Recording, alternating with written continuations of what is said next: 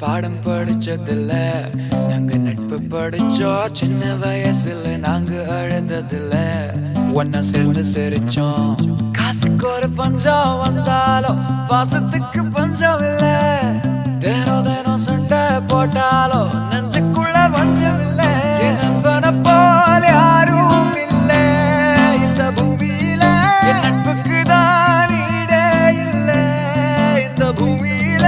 ஜாதியில பேதம் இல்ல நட்புக்குள்ள, என் நண்பன் இருக்கிற வராயில் எனக்கு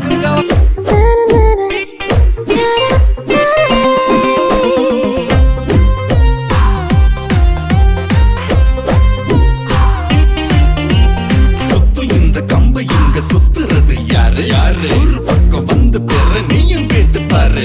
கையும் காலும் கல்ல போல வளர்த்து விட்டதாரு எல்லாம் அப்பா தாத்தா கை நிறைய ஊட்டி விட்ட சோறு. தமிழண்டா வீர தமிழண்டா, சுத்தும் இந்த கம்பை இங்க சுத்துறது யாரு யாரு? ஒரு பக்கம் வந்து பெற நீயும் கேட்டு பாரு. கையும் காலும் கல்ல போல வளர்த்து விட்டதாரு எல்லாம் அப்பா தாத்தா கை நிறைய ஊட்டி விட்ட சோறு. தமிழண்டா வீர தமிழண்டா.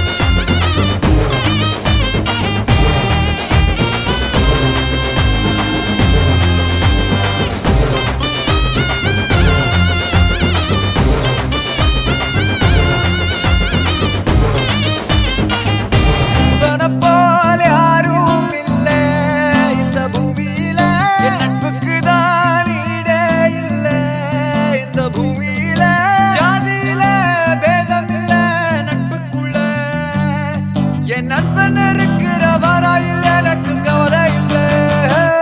இப்ப எல்லாம் முடிஞ்சு போச்சு, என் நெஞ்சில் ஞாபகமாச்சு.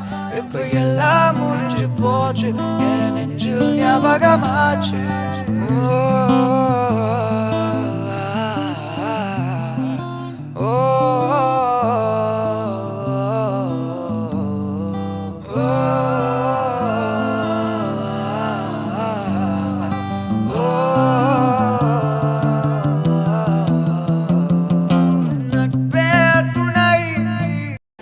என்னுடைய அன்பான நெஞ்ச நிறைந்த வணக்கங்கள்.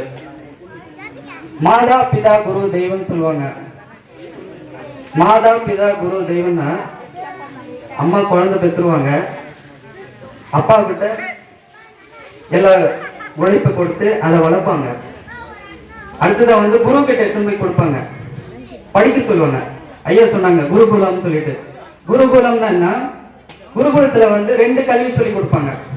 ஒன்று பார்த்தீங்கன்னா ஞான கல்வி, இன்னொன்று வந்து வித்யா கல்வி. வித்யா கல்வி தான் நம்ம படிச்சுட்டு இன்னைக்கு வந்து நம்ம ஆசிரியர் மத்தியத்தில் இங்கே இருக்கிறோம். வித்யா கல்வி. ஞான கல்விங்கிறது சகல வித்தைகளும் சொல்லிக் கொடுப்பாங்க, ஞானத்தை சொல்லிக் கொடுப்பாங்க. அது வந்து ஞான கல்வி. அப்போ வித்யா கல்விக்கும் ஞான கல்விக்குள்ள வித்தியாசம் என்னன்னா, இறைவனை நினைக்கிறது ஞான கல்வி, உலக படிப்பு படிக்கிறது வந்து வித்யா கல்வி.